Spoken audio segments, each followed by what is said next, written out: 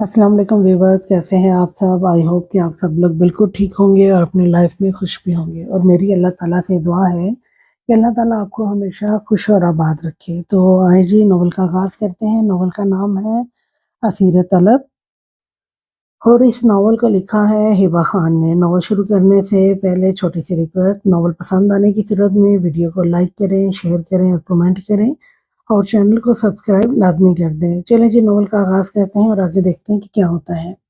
नूर यार, तुम्हें और कितना टाइम लगेगा? कितनी दफा मॉम डैड ने नीचे बुलाया है। कुरान ख्वानी हो रही है, कोई शादी नहीं कि तुम इतनी तैयारी कर रही हो।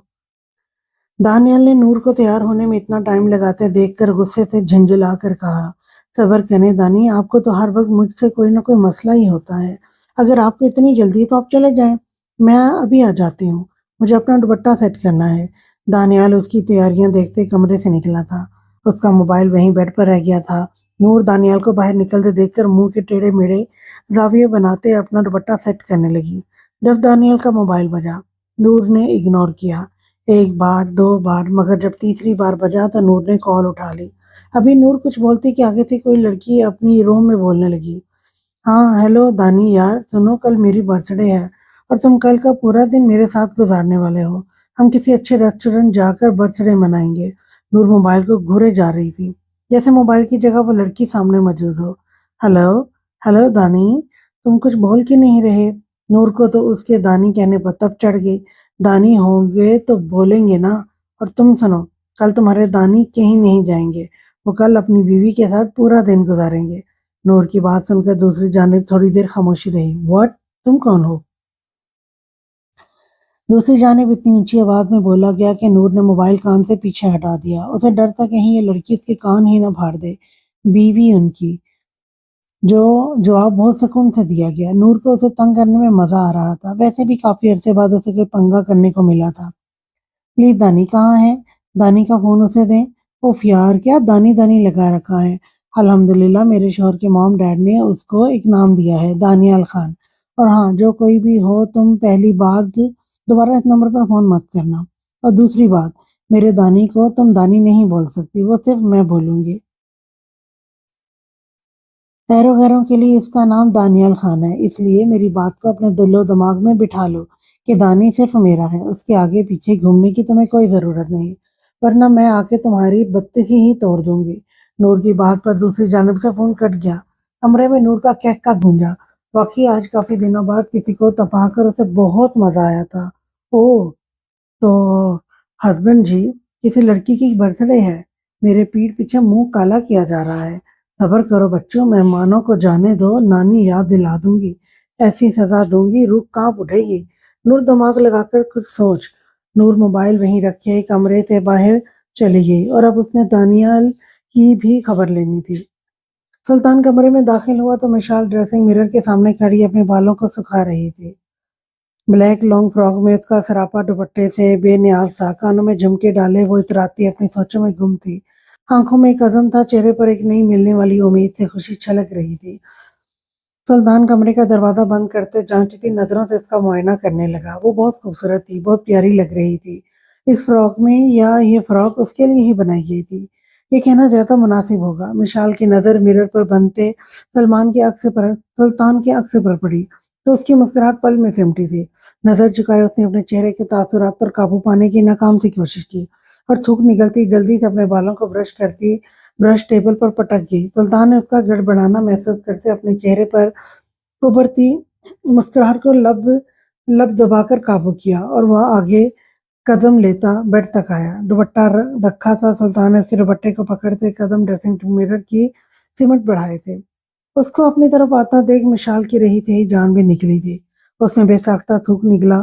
सुल्तान के उठते हर कदम के साथ मिशाल का दिल लरज रहा था। उसके दिलो दिमाग में जो ख्यालात इस वक्त आ रहे थे वो यही थे कि सुल्तान उसके पास आकर कोई ऐसी वैसी वैसी वाली कोई हरकत ना कर दे। सुल्तान उसके चेहरे की उड़ी रंगत को देखकर फिर मुस्कुराहट दबा गया। वो जान गया था मिशाल क्या सोच रही है और इधर मिशाल का दिल सूखे पत्ते की मानद लरद रहा था। उस पर तजाद सुल्तान को मिशाल की उड़ी रंगत कुछ भा नहीं रही थी। सुल्तान ने मिशाल के पीछे खड़े होते उसके सर पर दुपट्टा टिकाया। दुपट्टे के हाले में दमकता उसका चेहरा खूबसूरत लग रहा था, मगर कुछ कमी थी। सुल्तान के बदन से उड़ती मर्दाना खुशबू मशाल के असाब को जकड़ रही थी। सुल्तान ने आगे होते मिशाल के इतराफ में टेबल पर दोनों हाथ टिकाए, मिशाल के कंधे पर अपनी सांसें कैद करके आजाद की तो मिशाल लड़ दी। वो यकटक मिरर में बने सुल्तान के सभी चेहरे मगरूराना नक्कुश को देखती रही। ऐसी वजाहत थी उसमें, यूं मालूम होता था जैसे किसी रियासत का शहजादा हो, लेकिन वो असल में गुनाहों का बादशाह था। मिशाल ने सोचते सुल्तान को देखा, जो उसके कंधे को चूमता उसके गाल पर लब रख गया।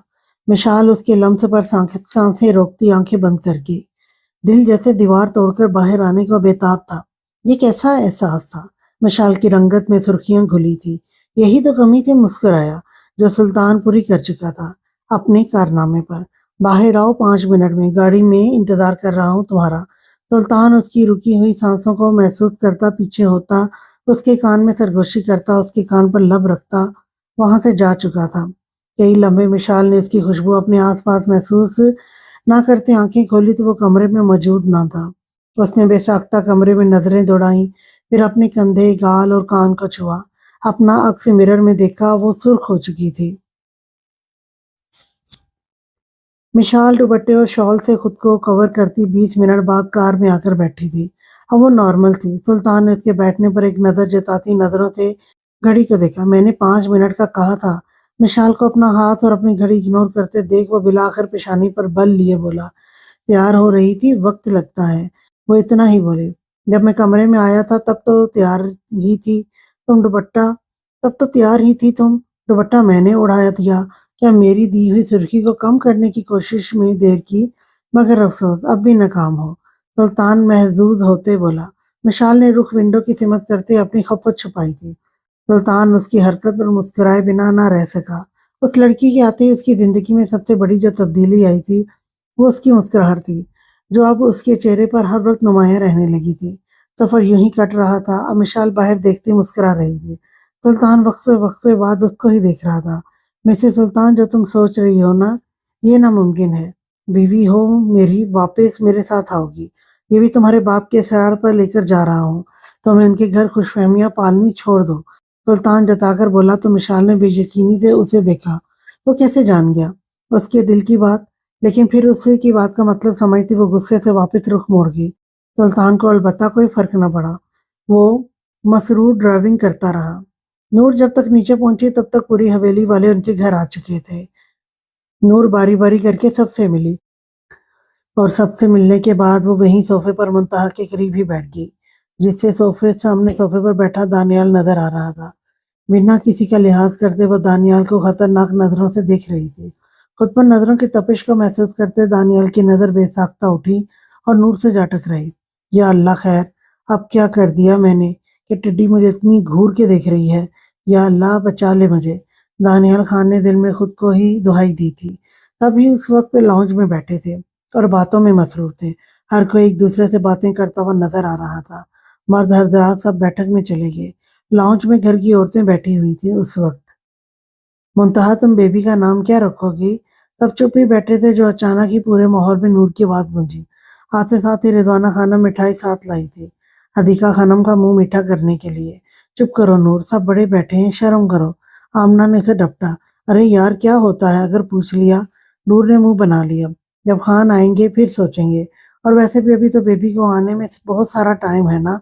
मुंतहा ने सुर्ख होते गालों को दुपट्टे में मजीद छुपाते हुए बोली। तुम क्यों रखोगी मुंतहा? मैं हूं ना, ये काम मैं करूंगी। तुम्हें ज्यादा परेशान होने की जरूरत नहीं है। वैसे भी डॉक्टर ने तुम्हें स्ट्रेस लेने से मना किया होगा।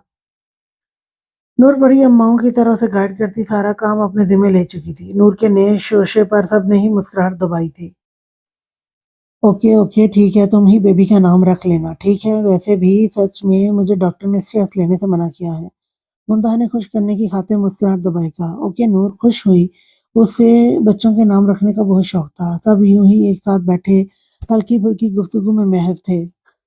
जब मिशाल सुल्तान के साथ हवेली में दाखिल हुई, नूर उसे देखते हुए भागकर उसके गले जा लगी। सुल्तान ने एक नजर देखा और फिर अपनी नजरों का रुख मोड़ लिया। उसे जलन सी महसूस हुई थी नूर के यूं मिशाल के गले लगने पर। नूर ने घूरी से सुल्तान को नवाजा, क्योंकि उसके शोर को मार कर गया था।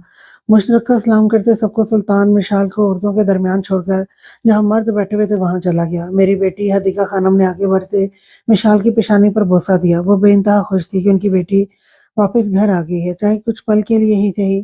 آگے بڑھ کر وہ سب لڑکیوں سے ملی۔ رضوانہ خانم نے بھی اس کی پیشانی پر بوسہ دے کر اپنی سینے سے لگایا۔ کیسا دن گزرا سلطان بھائی کے ساتھ؟ ہانیہ نے مشال کے پاس بیٹھ کر اس کے کان میں سرگوشی کی۔ صحیح تھا، ہانیہ کے یوں پوچھنے پر مشال ہڑبڑا گئی۔ اس کی ہڑبڑاہٹ دیکھتے ان سب کے چہروں پر مسکراہٹ رقصاں ہوئی۔ کچھ دیر ہلکی پھلکی گفتگو کرنے کے بعد قرآن خوانی شروع کروائی گئی۔ مشال اوپر جا کر منہ دھو کر وضو کر کے آئی۔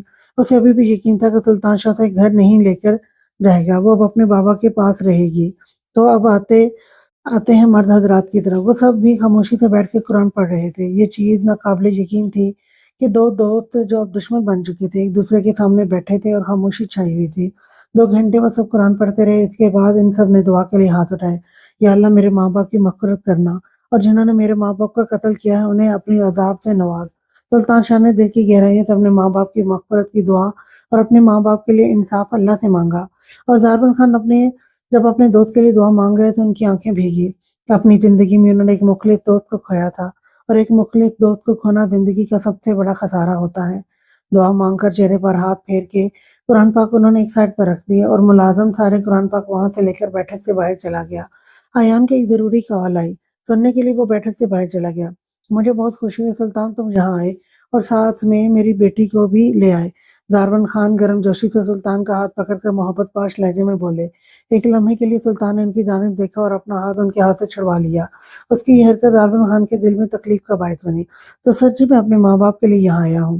ان کے لیے قرآن خوانی رکھی گئی تھی۔ آنکھوں میں سختی سمائی اور لہجہ سخت کر کے بولا۔ حسام نے نفی میں سر ہلایا کہ اس کا کچھ نہیں ہو سکتا۔ وہ سب ایک دوسرے کی طرف گھور کر دیکھ رہے تھے جب ملازم اندر آیا۔ صاحب جی کوئی آپ سے ملنے آیا ہے۔ زاربن خان نے اسے کہا کہ جو کوئی ملنے آیا اسے اندر بھیج دو۔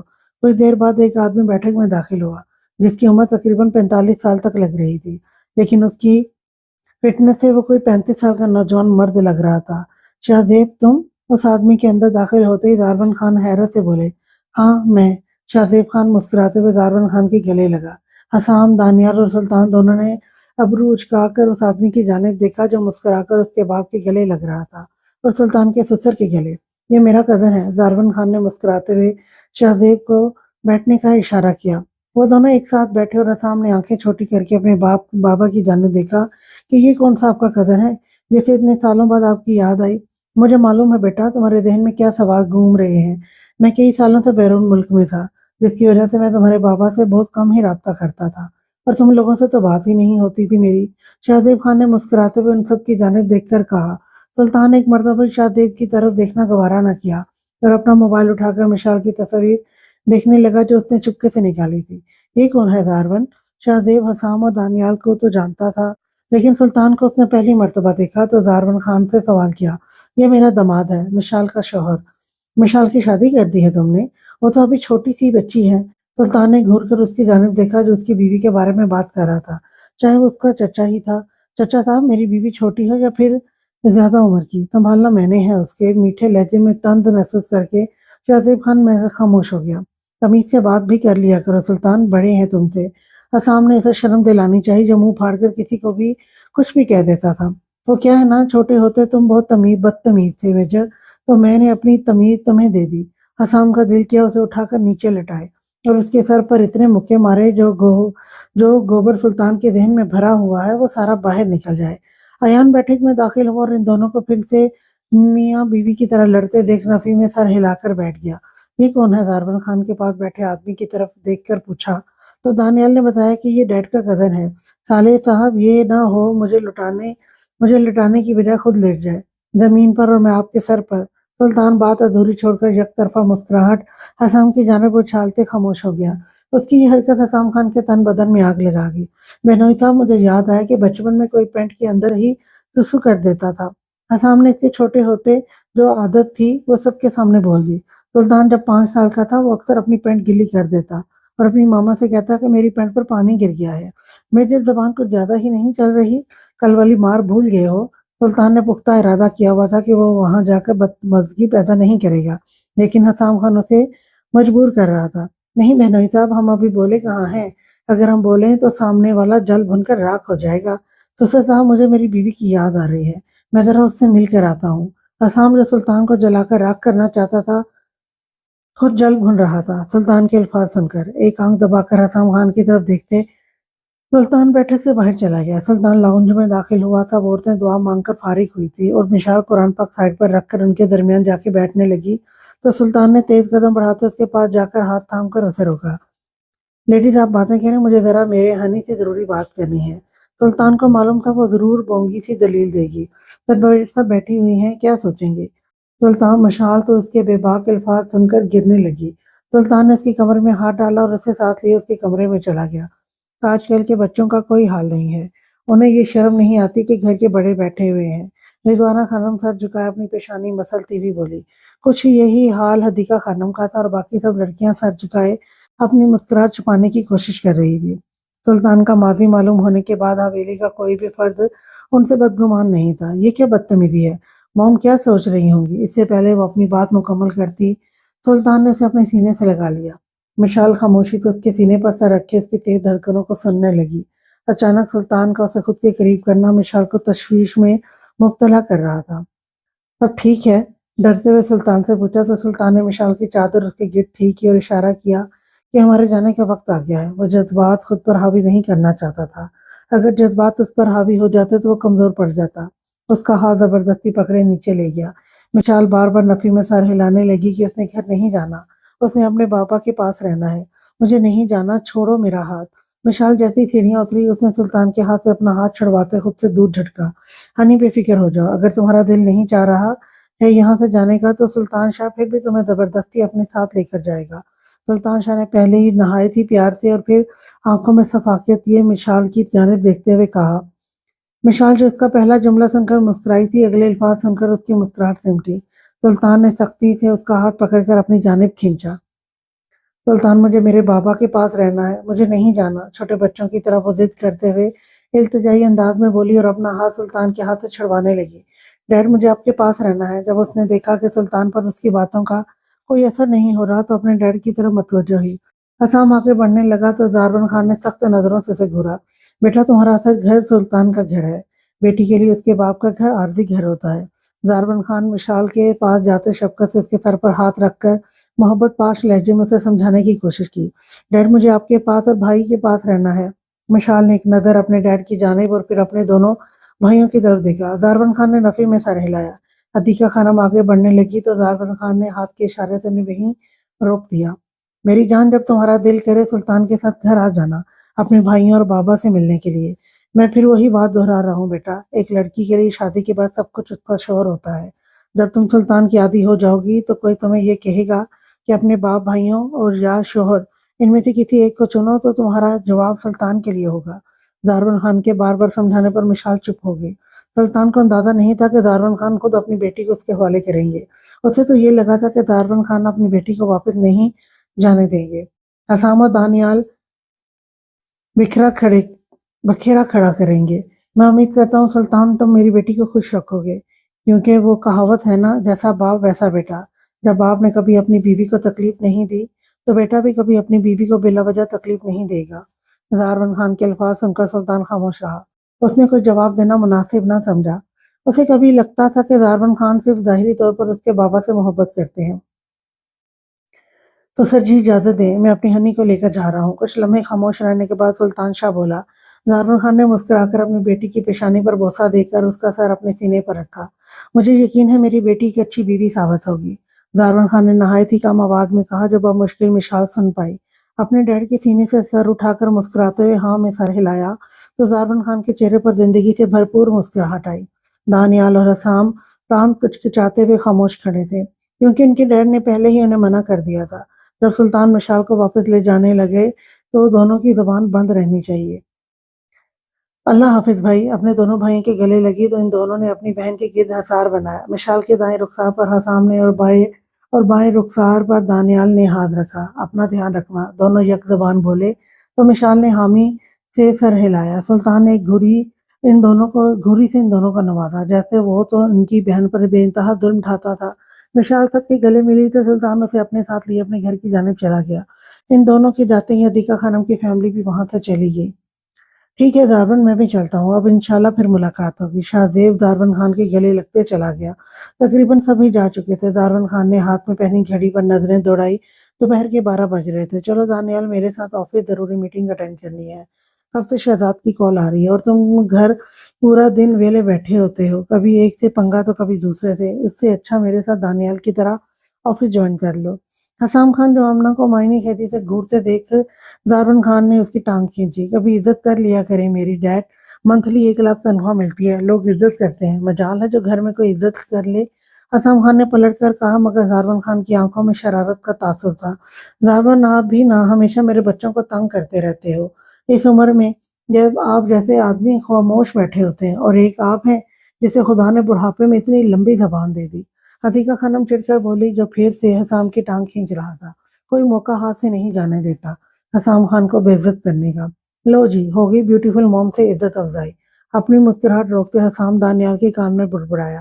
اس کی بڑبڑاہٹ اتنی اونچی ضرور تھی کہ پاس کھڑا دارون خان بخوبی سن چکا تھا۔ ہائے میری خانم، اتنی میٹھی میٹھی کرتی ہو لیکن پھر بھی فیل نہیں ہوتی، کیونکہ جب تم میری بے عزتی کرتی ہو نا، میں دل پر نہیں لیتا۔ آگے بڑھتے ہیں۔ دارون خان نے بے باکی سے حسام کو آنکھ ماری اور حدیقہ خانم کے گرد اپنا تنگ حصار قائم کیا۔ بندہ شرم کر لیتا ہے تھوڑی سی۔ دارون خان، آپ کے 4 جوان بچے سامنے کھڑے ہوئے ہیں، شرم بیچ آئے ہیں کیا؟ عتیقہ خانم نے چپٹ کر دارون خان کو خود سے دور کیا۔ واٹ از دس شرم؟ معصومیت سے کہتے دارون خان نے نور کو اپنے پاس آنے کا اشارہ کیا، جو کب سے منہ پھلائے ہوئے تھی۔ اوف دارون، تمہارا کچھ نہیں ہو سکتا۔ حدیقہ خانم نفی میں سر ہلاتے افسوس سے بولی، کیا ہوا میرا بچہ؟ تمہارا منہ کیوں بنا ہوا ہے؟ کسی نے میری بیٹی کو کچھ کہا ہے کیا؟ ضرور اس سامنے کھڑے دانیال نے کچھ کہا ہوگا۔ بتاؤ بیٹا، اگر اس کی وجہ سے تم اداس ہو، میں ابھی اس کی اچھی والی کلاس لیتا ہوں۔ نور کے ماتھے پر بوسہ دیتے دارون خان نے آنکھیں چھوٹی کر کے دانیال خان کو گھورا۔ بس ایسے ہی ڈیڈ، میرا موڈ آف ہے۔ دانی نے کچھ بھی نہیں کہا۔ نور اسے بے رخی اور غصے کے ملے جلے تاثرات کے ساتھ دیکھتے ہوئے بولی، رات کو اس نے خود ہی دانیال خان کی اچھی والی کلاس لینی تھی۔ دانیال کو کب سے نور کی تپش بھری نظریں خود پر محسوس ہو رہی تھی۔ مہمانوں کی آمد پر اسے موقع قطعی نہ ملا اس سے پوچھنے کا، اچھا میرا بچہ، میری شہزادی؟ اوہ ہاں، یاد آیا۔ اچانک سے کچھ یاد آنے پر دارون خان چہک کر بولے، آج تو میری بچی کا رزلٹ تھا، لینے نہیں گئی؟ نو ڈیڈ، میں نے کال کی تھی اپنی فرینڈ کو، وہ کہہ رہی تھی پرنسپل کی جانب سے انفارمیشن آئی ہے کہ رزلٹ منڈے کو ہوگا۔ اچھا، انشاءاللہ اللہ پاک مزید میری بیٹی، میری آنکھوں کے نور کو کامیاب کرے۔ دارون خان اسے اپنے سینے سے لگائے بولے۔ دارون خان کی اتنی محبت پر ہی نور کو آج تک کبھی ایسا فیل نہیں ہوا کہ وہ یتیم ہے، وہ بن ماں باپ کی بچی ہے۔ لو یو ڈیڈ، اس نے بھی مسکرا کر بدلے میں دارون خان کے ماتھے پر بوسہ دیا۔ ایک باپ ہی اپنی بیٹی کے لیے سب کچھ ہوتا ہے۔ دارون خان نور کے لیے سب کچھ تھا۔ اگر اس سے کوئی دارون خان اور حدیقہ خانم کا مقام پوچھتا، وہ کہتی خدا کے بعد سب سے زیادہ محبت وہ اپنے موم اور ڈیڈ سے کرتی تھی۔ آمنہ نے چائے بنائی ہے، چائے پی کر جاؤ تینوں۔ حدیقہ خانم باپ بیٹوں کو دیکھ کر بولی اور آمنہ کو چائے لانے کے لیے بھیج دیا۔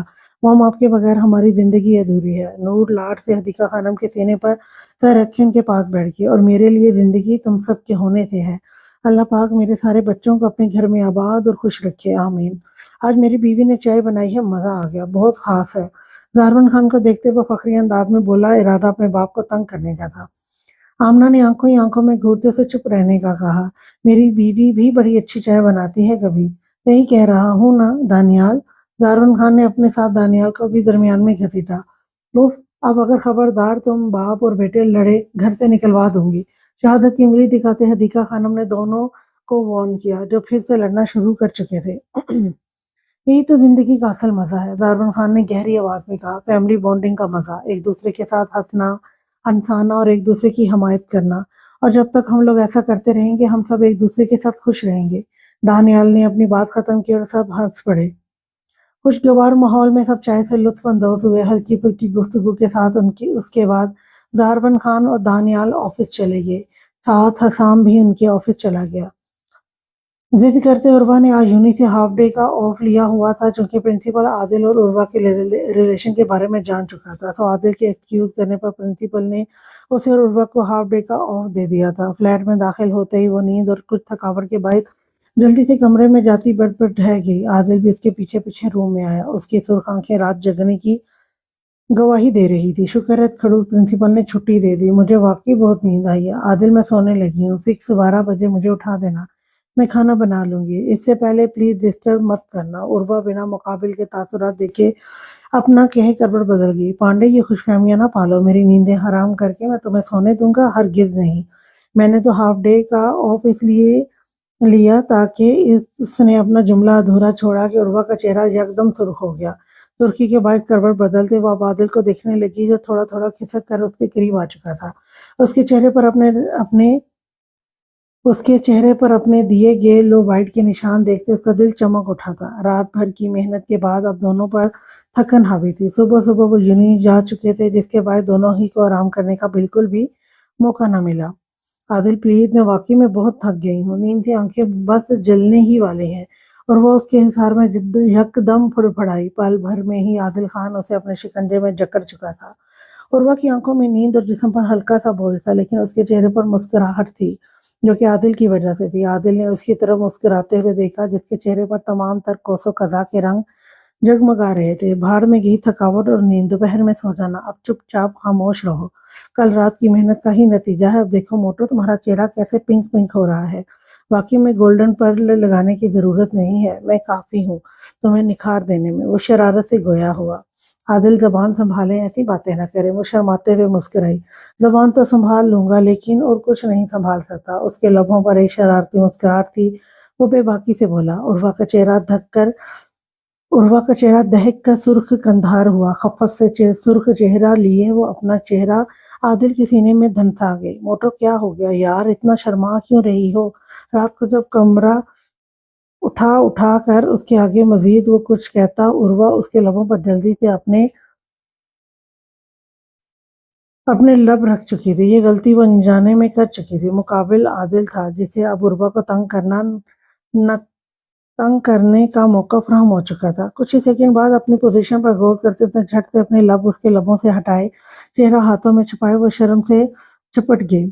हर बात में एक दूसरे को तंग करने की मोहब्बत भरी आदतों में जकड़े हुए थे। ओए, कोई फायदा नहीं है अभी आप तुम्हारे यूं मुंह छुपाने से। जो तुम्हें करना था वो तुम वैसे भी कर चुकी हो। आदिल उसके दोनों हाथों को जकड़ते अपने हाथों में लिए उसे आंखें दिखाकर बोला, तो उर्वा ने नर्वस होते चेहरे का जाविया बदल दिया।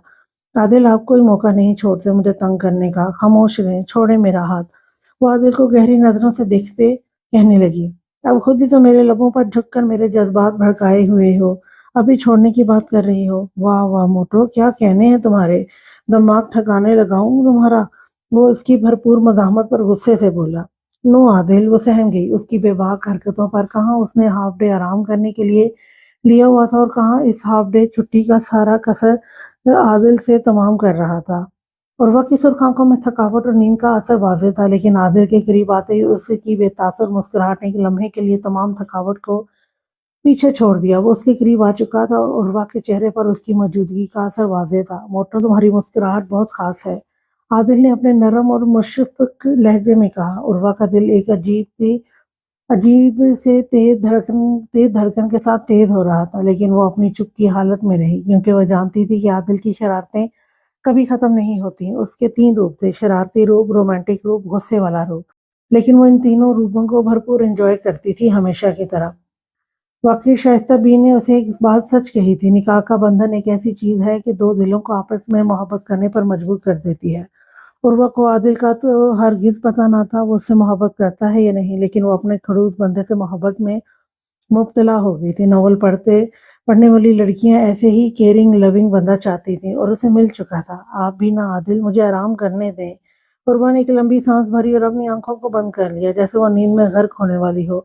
इतनी जल्दी नहीं, मेरी नींदें हराम करके मोहतरमा मोटो खुद सोएगी। वाह, उसने हंसते हुए उसकी गर्दन के गिर्द अपने बाजू का हल्का डाला और उसे खुद के करीब कर लिया। देखिए, मैंने कुछ नहीं किया, आपकी नीयत खुद ही खराब है मुझ पर। उसकी गर्दन में चेहरा धनसाए वो नींद से भारी आवाज में बोली। लेकिन तुम तो खुद ही आराम करने के बजाय मेरी बातों का जवाब देने आ गई हो, वो नरमी से बोला और फिर उर्वा के चेहरे को अपनी छोटी सी छेड़छाड़ से और भी सुर्ख कर दिया। आपको कभी चैन नहीं आता आदिल, उर्वा ने मुस्कुराते हुए कहा, मगर उसके दिल में एक अजीब सी लहर दौड़ रही थी, एक मोहब्बत भरी लहर। क्योंकि तुम्हारे करीब आने से मुझे कभी थकावट का एहसास नहीं होता। धीरे से उसके कान की लू को लबों में दबाए गंभीरता से बोलता, उसके अल्फाज में एक गर्मजोशी थी, जैसे वो हर लम्हा अपनी मोटो के करीब आने के लिए तरस रहा हो। उर्वा का दिल एक धड़कते हुए ताल में धड़क रहा था, मगर वो अपने जज्बात को दबाए रखने की कोशिश कर रही थी। अब बस भी कर दें आदिल, उसकी गर्दन से चेहरा निकालते आदिल की खुमार से भरपूर आंखों में देखते बोली। उसके लहजे में खास कशिश थी, जिसे वो भी आदिल के ऐसे रवैये से खुश हो। अगर बस ना करूं तो क्या कर लोगी? उसका चेहरा हाथों के प्याले में भरकर आदिल ने जोर से अपने दांत उसकी गालों पर गाड़े। आदिल, वैसे भी आप मेरी नींद के दुश्मन बने हुए हैं, उससे अच्छा मैं जाकर खाना बना देती हूँ, इसके बाद दोनों खाना खाते हैं, फिर मैंने वाकई सो जाना है क्योंकि मुझे बहुत नींद आ रही है। और वह उसका हिसार तोड़ती जल्दी से उठ खड़ी हुई। अभी वो 2 से 3 कदम आगे बढ़ी थी कि आदिल ने मायनी खेदी से उसकी चलन को देखा। वो उसके जिस्म में जरूर तब्दीली पैदा कर चुका था। उर्वा की हालत कुछ अजीब सी हो रही थी। वो चाह रही थी कि चलते हुए अपनी पोजीशन को ठीक करे, लेकिन उसके कदम ज्यादा तेज नहीं उठ रहे थे। वो जैसे ही चलने की कोशिश करती, आदिल उसे मजीद तंग करता। सुबह भी वो यूं ही जा रहे थे, आदिल उसे काफी तंग कर चुका था और वो जिद छोड़कर उसे मारने पर तुल जाती। अरे मोटो, तुम ठीक हो? लगता है तुम्हें चलने में कुछ मुश्किल पेश आ रही है, आदिल ने शरारती आवाज में बोला, जिससे उर्वा का दिल और भी तेज धड़कने लगा। उर्वा ने सख्ती से अपने लब भींच लिए। वो जानता था और जानता भी था, लेकिन फिर भी उसे तंग करने का कोई मौका हाथ से जाने नहीं देता था। आपने इतनी मेहनत से मुझे थका दिया, अब उसके असरात का सामना कर रही हो। उसने झींकते हुए जवाब दिया। तो अब तुम्हें एहसास हुआ? अब चलना भी मुश्किल हो रहा है? कह दो फिर के मैंने तुम्हें बेहोश कर दिया था अपनी शिद्दतों से रोशनास करवा कर। वैसे भी तुम्हें रोमांटिक शोहर पसंद इसीलिए है कि नॉवल भी रोमांटिक पढ़ती हो।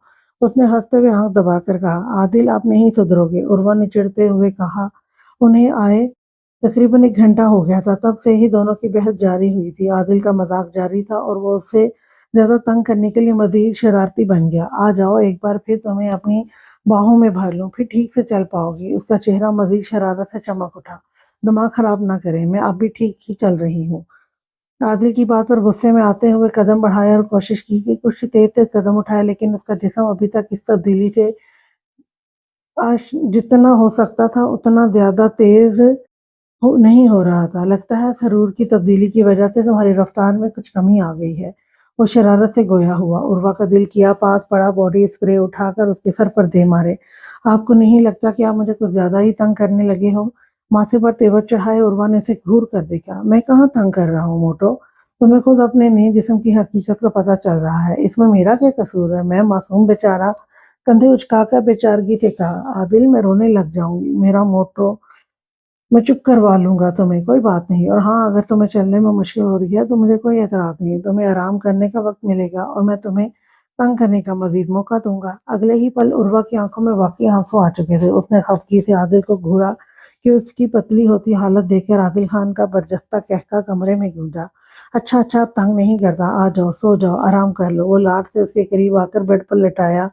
अगर तुम्हें नींद आ रही है तो सो जाओ, मैं यहाँ बैठा रहूंगा, तुम्हें आराम करने दूंगा। उसी के केयरिंग अंदाज पर उर्वा के लोगों पर नामहसूस अंदाज में मुस्कुराहट रखसा हो गई। उर्वा की नजरें आदिल की तरफ उठी। उसका दिल तेज तेज धड़क रहा था, मगर वो उसे मजीद कुछ नहीं कहना चाहती थी।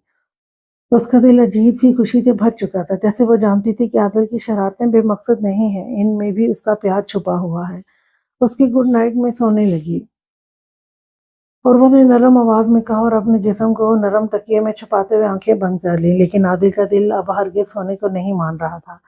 नींद आंखों से शरारत करते वक्त गर्क हो चुकी थी। आदिल, पता नहीं आपके साथ गुजारा गया वक्त कब खत्म होगा, लेकिन ये लम्हे हमेशा याद रहेंगे, उर्वा ने धीरे से कहा, जैसे अपने दिल की बात कह रही हो। आदिल ने सर उठाकर उसे देखा और उसके चेहरे पर एक नरम सी मुस्कुराहट फैल गई।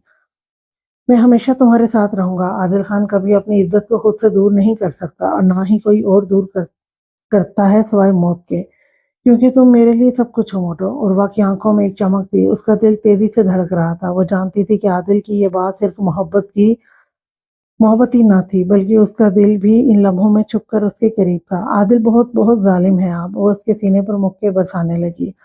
हाँ, मैं जालिम भी और शिद्दत पसंद भी, लेकिन सिर्फ बिस्तर में हूँ, तस्कीन देते हुए और प्यार करते हुए। लेकिन मैं शदीद रोमांटिक भी हूँ, तो हर मरहला से गुजरकर शहवत की इंतहा तक ले जानता हूँ। और मैं मोहब्बत से भरा हुआ हूँ और मोहब्बत वाला दिल रखता हूँ। और मैं औरत की इज्जत करना और उसकी हिफाजत करना जानता हूँ।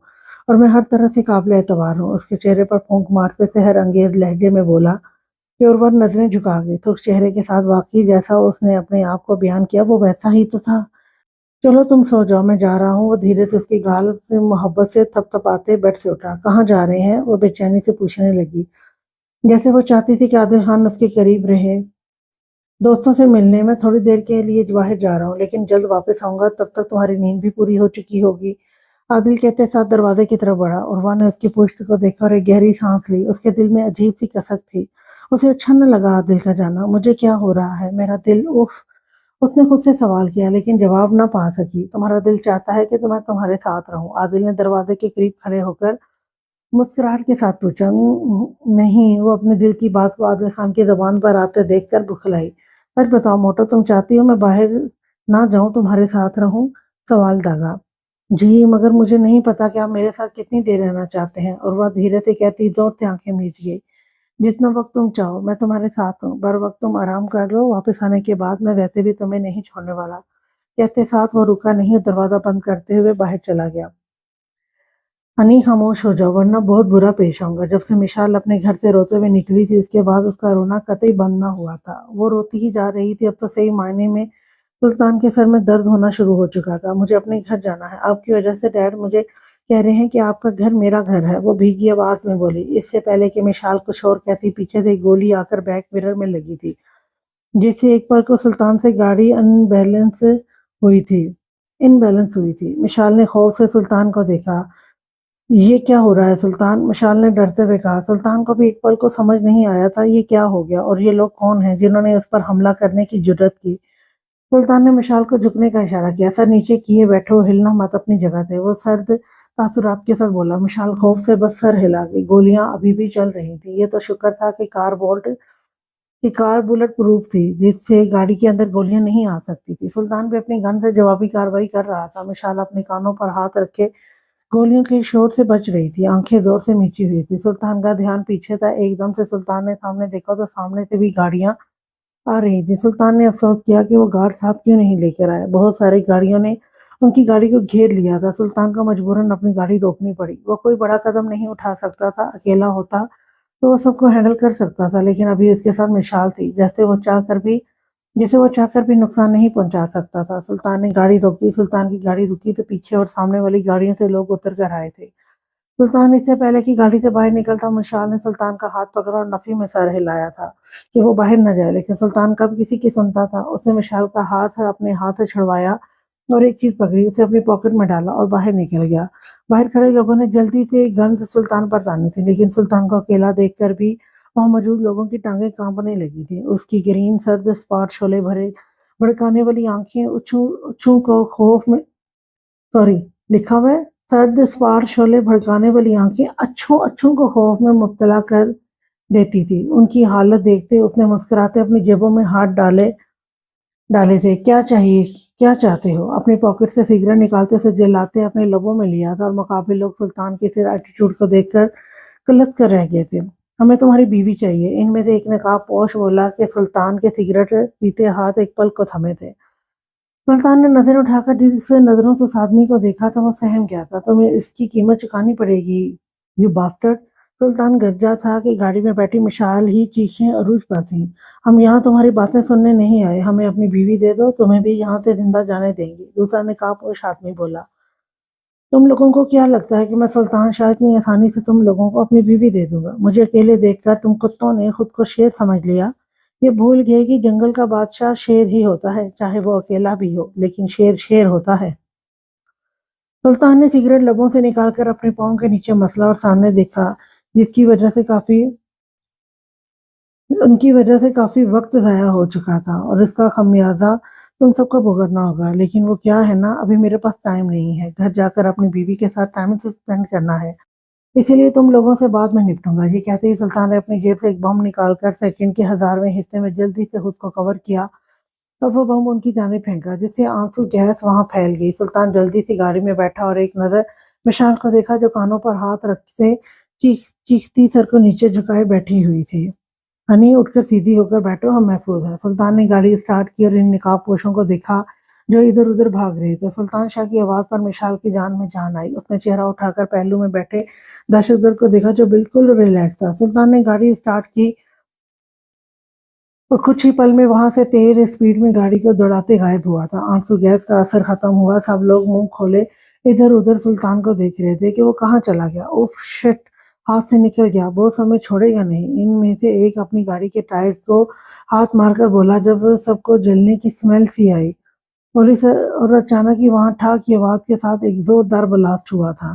سارے نقاب پوش اپنی جان سے ہاتھ دھو بیٹھے تھے۔ دھماکے کی آواز سنتے سلطان نے پیچھے مڑ کر دیکھا، وہ کافی آگے نکل آئے تھے، لیکن آگ کے بھڑکتے شعلے اسے دور سے دکھائی دے رہے تھے۔ آنکھوں میں مسکراہٹ چمکتی مشال نے لب دبائی، اپنی ہچکی روکی۔ کیا دن دیکھنے پڑ رہے تھے بیچاری کو۔ رونا بند کرو یار، ریلیکس۔ سلطان شاہ کے ہوتے اس کی ہنی کو کوئی کچھ نہیں ہو سکتا، پر وہ پورے اعتماد لہجے میں بولا اور آنکھیں مسکرائی تھی۔ باقی گھر جانے تک کا سفر ان کا خاموشی میں ہی گزرا تھا۔ کہاں سے آ رہے ہو؟ وہ تیز قدم اٹھا کر اندر کی طرف بڑھ رہا تھا، تو اس پر فائقہ کی نظریں پڑیں۔ اس کے اتنی ایمرجنسی میں بھاگ کر نکلنے اور پھر یوں ہی تیزی سے اندر آنے پر فائقہ کو حیرت ہوئی تھی کہ فتنے کو کون سی مرگی پڑ گئی ہے جو اتنی تیزی سے اس کی پھپھو کے گھر انٹر ہوا تھا۔ فواد کے قدم آواز پر ٹھٹک گئے تھے۔ اس نے بے ساختہ قدم روک کر سر پلٹ کر دیکھا۔ وہ گرین کلر کے شلوار قمیض میں دوپٹہ سر پر ڈالے، کمر پر ہاتھ ٹکائے، آبرو اچکا کر پوچھ رہی تھی۔ وہ اس کی مداخلت اور دادا گیری پر تپ اٹھا اور چلتا ہوا اس کے پاس جا پہنچا۔ تم سے مطلب؟ اپنی خالہ کے گھر آیا ہوں، اس نے چپتے ہوئے لہجے میں کہا۔ ہاں جی، کیونکہ اس گھر کے کچھ رولز ہیں۔ میری پھپھو کا گھر ہے یہ، کوئی پارک نہیں جو ہر کوئی منہ اٹھا کر گھس آئے یہاں، وہ جتا کر بولی۔ اوہ! فواد خان اس کے رویے سے متاثر ہوتا داد میں آئیبرو اچکا گیا۔ محترمہ، مہمانوں کے حقوق نہیں پڑھے آپ نے لگتا ہے۔ اس نے بازو سینے پر باندھے۔ بالکل میں نے پڑھے ہیں جگر جی، لیکن مہمان مہمان ہو تو بندہ عزت دے۔ ہر وقت جو منہ اٹھا کر گھر گھس آئے وہ مہمان نہیں ہوتے۔ وہ بھی اس کے انداز میں طنزیہ بولی۔ منہ اٹھا کر نہیں گھستا، ٹانگیں اٹھا اٹھا کر گھس آتا ہوں محترمہ، پورے حق کے ساتھ۔ بیکاز اٹس مائی بیوٹیفل خالہ ہوم، وہ جتا کر بولا۔ فائقہ نے دانت پیسے۔ حق از مائی فٹ۔ پتہ نہیں کیا دیکھ لیا پھپھو نے تم میں جو اپنا بیٹا بنا بیٹھی۔ فتنے کروا لو لوگوں کے گھر، اور تو کچھ آتا نہیں تمہیں؟ جب بھی آتی ہو کچھ نہ کچھ اپشگن ہو جاتا ہے۔ ہٹو میرے راستے سے، مجھے خالہ سے ملنا ہے۔ فالتو بکواس سننے کا ہرگز موڈ نہیں ہے میرا۔ کام سے تھکا ہوا آیا ہوں، نیند بھی آئی ہے۔ اوپس ہاں، میں نے سنا ہے تمہارے ڈیڈ آئے ہیں کچھ دنوں میں، تم جانے والی ہو پاکستان؟ وہ کچھ ایسے انداز میں بولا کہ فائقہ کے تن بدن میں آگ سی بھڑک اٹھی۔ او ہیلو، تمیز سے بات کرو، تم میرے ڈیڈ کی بہن یعنی میری پھپھو کے گھر میں کھڑے ہو، تیور تو ایسے دکھا رہے ہو جیسے یہ گھر تم نے بنایا ہو۔ آئندہ مجھے یہ 420 لوگوں جیسے تیور دکھانے کی کوشش مت کرنا، کیونکہ میں فائقہ مختار ملک ہوں، کوئی کیئر ٹیکر نہیں۔ میں چاہوں تو تمہیں اپنا گارڈ رکھ لوں۔ آئی سمجھ، مختار ملک کی بیٹی ہو؟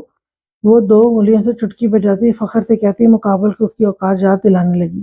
فواد کو اس کی چھوٹی انگلیوں اور بچکانہ تیوروں پر ہنسی آنے لگی، جسے وہ خوبصورتی سے ضبط کر گیا۔ تم مجھے اوقات دکھا رہی ہو؟ اس کی سمت غصیلے تیوروں سے بڑھا، پر وہ ڈٹی وہیں کھڑی رہی، بجائے خوفزدہ ہو کر پیچھے ہونے کے، کیونکہ فواد جانتا تھا ابھی اسے اندازہ ہی نہیں وہ کیا کچھ کر سکتا تھا اس کے ساتھ اگر چاہے تو۔ واضح ہو گئی ہے، آئی ایم شیور، وہ نخوت سے بولی۔ میں فالتو لوگوں کو یہ بکواس کو ہرگز فیل نہیں کرتا محترمہ، میری خالہ کا گھر جب دل چاہے آ جاؤں، کسی کے باپ میں بھی اتنی ہمت نہیں مجھے منع کرے، تو آئندہ خیال رکھنا۔ شہادت کی انگلی کو گول گول اس کی آنکھوں کے سامنے گھما کر بولا۔ زبان بند رکھو اپنی، میرے ڈیڈ نے تمہیں یوں دیکھ لیا میرے ساتھ بدتمیزی کرتے ہوئے جیل بھجوا دیں گے۔ تمہاری طرح ہی ایک بد زبان منحوس سا لڑکا ہمارا پڑوسی تھا، جسے میں کھاس بھی نہیں ڈالتی تھی، میرے ساتھ بدتمیزی کر رہا تھا۔ جب ڈیڈ نے جیل کی سیر اسے کروائی، پھر دوربین میں بھی ہمارے محلے میں نظر نہیں آیا، تو بی کیئرفل۔ جیل؟ وہ اس کی بات سنتے بے ساختہ کہکا لگا اٹھا۔ مقابل کے سرخ چہرے کو دیکھتے وہ مسکراہٹ چھپائے ایک دم سنجیدہ ہوا۔ سمجھتی کیا ہو تم خود کو؟ ہاں، ایک ہاتھ سے مثل دوں، کبھی دیکھا ہے خود کو میرے برابر؟ وہ اس سرخ گالوں والی چھوٹی سی لڑکی کو دیکھتا اپنا کہکا دبا رہا تھا۔ لگتا ہے تمہارا دماغ ٹھکانے لگوانا پڑے گا ڈیڈ سے کہہ کر، ایک دن جیل کی ہوا کھاؤ گے، تھر تھر ٹانگیں کانپیں گی اور آ کر مجھ سے معافی مانگتے پھرو گے۔ پھر وہ ہنس کر مقابل کا مذاق اڑا کر بولی۔ فواد کی ہنسی چھوٹ گئی۔ تم ایک میجر کو جیل میں اندر کرواؤ گی؟ بہت خوب، تمہارے ڈیڈ مجھے اندر نہیں کروا سکتے، البتہ میں ضرور کروا سکتا ہوں۔ میجر فائقہ زیر لب بڑبڑائی۔ مقابل کا پیشہ یاد آنے پر اچھا خاصا شرمندہ ہوئے۔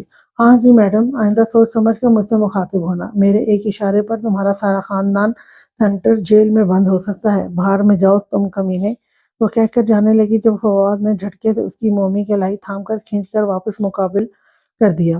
ایسے ہی کیوں بھاگتی جا رہی ہو چھپکلی، میری بھی سنتی جاؤ، اپنے سامنے کھڑا کرنے کے انداز میں کھڑا کرتے غصے سے کہا۔ یہ کیا بدتمیزوں والی حرکت ہے؟ وہ غصے سے اپنی کلائی اور پھر اس کی چوڑی ہتھیلی میں دیکھتی بولی، اور کیا کہہ رہی تھی مجھے کہ میں کمینہ؟ اگر کمینہ پن دکھاتا تو منہ چھپانے کی جگہ بھی نہیں ملے گی۔ اس کی آنکھوں میں دیکھ کر غصے سے بولا، ہاں تو کہاں ہے؟ میں نے کیوں اب کیس کرو گے مجھ پر؟ وہ اس کی آنکھوں میں دیکھتی تمسخر سے بولی، لو کر لو، انشاءاللہ ڈیڈ ضرور میرا کیس لیں گے۔ وہ لاپرواہ ہو گئی۔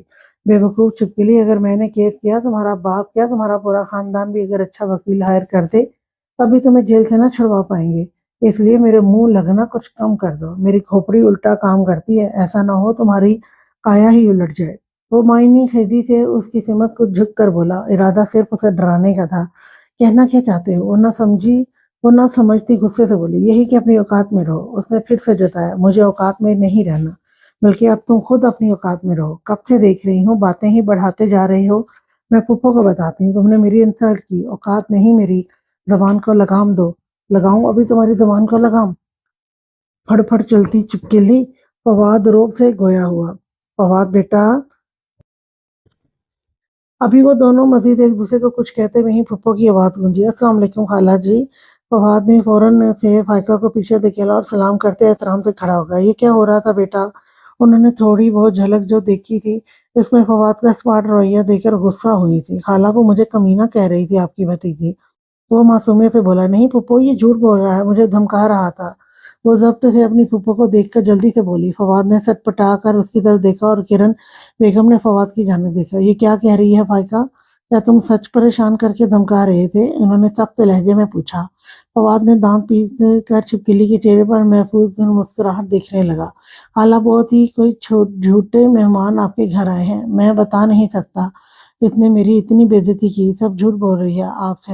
خیر خالہ میں زمل کا پوچھنے آیا تھا، وہ دراصل جونی کی جانب سے کچھ فارم لایا ہوں، وہ فل کروانا تھا اس لیے۔ بہت ہی ہوشیاری سے فواد بات کو پلٹ گیا، کون سا فارم بیٹا؟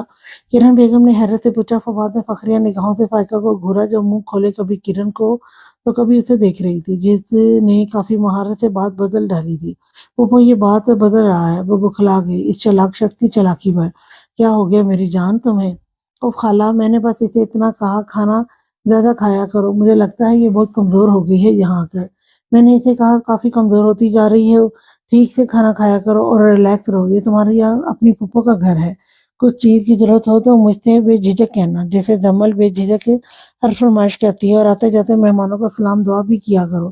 ظاہر سے سب کو آپ پر فخر ہوگا کہ جتنی پھپھو اچھی ہیں اتنی بھتیجی بھی۔ بس اتنی ہی بات پر مجھے سانڈ کمینہ حرامی بےغیرت فتنہ اور جہنمی کہہ رہی تھی۔ بس میں یہ کہہ رہا تھا، کوئی بات بری لگی ہو تو میں معذرت کرتا ہوں، پر ایسے تو نہیں کہتے کسی کو فتنے جہنمی۔ وہ کہہ کر رکا نہیں، ناراضگی سے جمل کے روم کی جانب چلا گیا۔ کرن کی فائقہ پر آنکھیں ٹکی تھیں، جبکہ فائقہ کی ہوائیاں اڑے چہرے کے ساتھ جاتے ہوئے اس کمینے فتنے کو دیکھ رہی تھی، جس نے سیڑھیاں چڑھنے سے پہلے پلٹ کر اس کے دیکھنے پر آنکھ دبائی تھی۔ اس کی شہد رنگ آنکھوں کی شرارت پر اس کا ننھا سا دل تیزی سے دھڑک اٹھا۔ بیٹا ایسے نہیں کہتے کوئی بڑے بھائی کو، میری گڑیا، وہ بڑا بھی تو ہے تم سے، اور یہ کافی ہے، برے الفاظ میں اللہ گناہ دیتا ہے ان سے۔ آئندہ خیال رکھنا میری پیاری سی بیٹی، اور جاؤ اس سے سوری کر کے آؤ، اچھا لگے گا اسے، جاؤ شاباش۔ جب تک میں کچن میں پکوڑے بناتی ہوں تب تک اسے سوری کر کے نیچے آؤ، پھر ساتھ ناشتہ کریں گے۔ کرن نے نرمی سے اس کی گال چھو کر کہا۔ فائقہ ضبط سے اپنے ایکسپریشن ٹھیک کرتی پانی بھری نگاہوں سے دیکھنے لگی۔ کتنا چالاک تھا، اور ایسے انسان کمینہ نہیں کہتے تو کیا کہتے ہیں؟